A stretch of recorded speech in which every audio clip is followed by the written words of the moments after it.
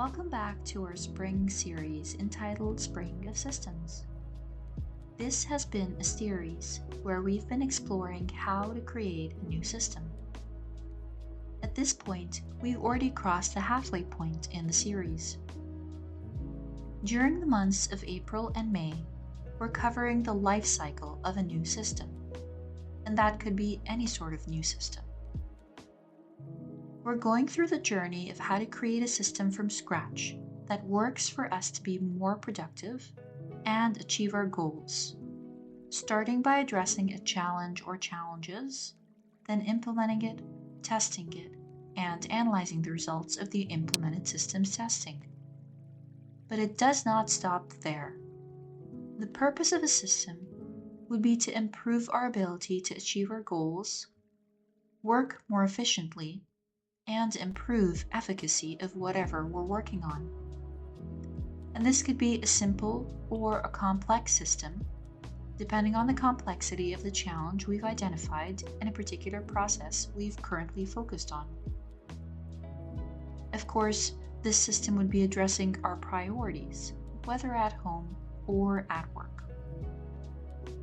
It's important for us to think creatively about our priorities and perceived challenges, and identify a process that requires streamlining for which a system needs to be created. And here we simply mean to define a framework and timeframes as part of the system. In May, we've been addressing how to concretely launch a new system, adopt it, and finally assess how this launching phase went about.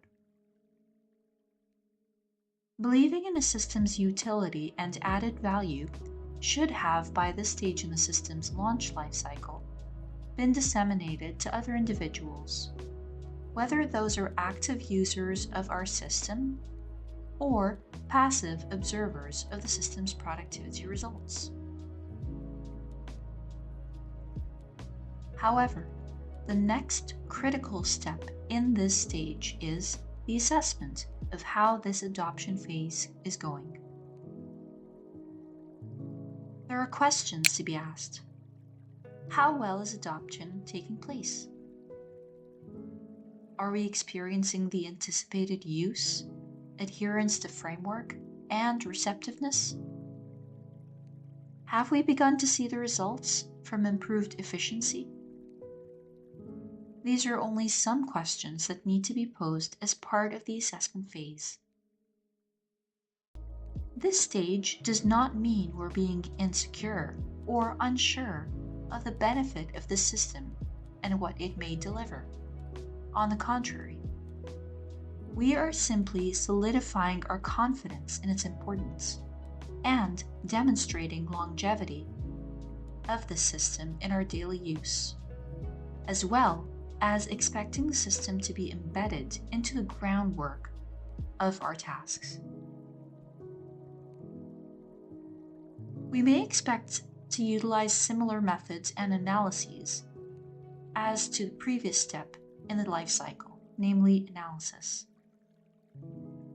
Though here we're analyzing a lighter version of data, and for a slightly different purpose of continued maintenance as well as feedback. Here, listening to others, observing reactions, and sensing outcomes are all critical to success. Objective review of our gathered feedback would ensure that we can reproduce this exercise as part of regular practice. This means that it must be performed time and time again at a particular frequency to ensure maintenance of our system. Now, this isn't to say that we need to add extra work on our plate. Rather, it is about taking a small step to save ourselves future headaches as time goes on. Hence, some tools that may be useful might be, say, surveys, workshops, brainstorming sessions, or simply periodic data collection. With this knowledge, we can be equipped to make informed decisions on continued use of our chosen system. Once more, complexity, or lack thereof, is totally up to us.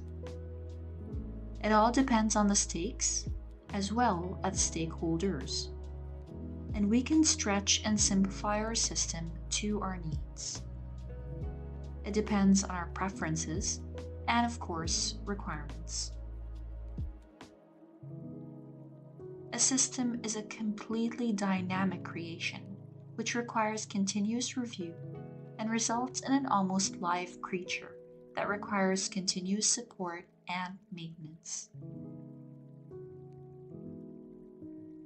I'd encourage you to stay tuned to the upcoming episode as we wind down the process and close off the exciting second stage in a new system's life cycle.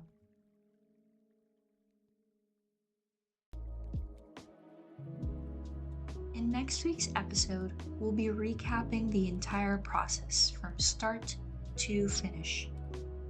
So if there's ever a video you'd like to review, that would be the one, to review the entire 2-month process that we've been going through. If you have any questions on particular stages of this life cycle of a new system, please feel free to share them with me, and we can initiate a conversation. And if you'd like any topic covered in a separate video, feel free to share that feedback, and I'd be sure to cover that in a separate video. I'd be very grateful if you would subscribe to the channel and turn on notifications to be informed when a new video is released. And please do feel free to share this video or others with other people if you think it might be useful to them.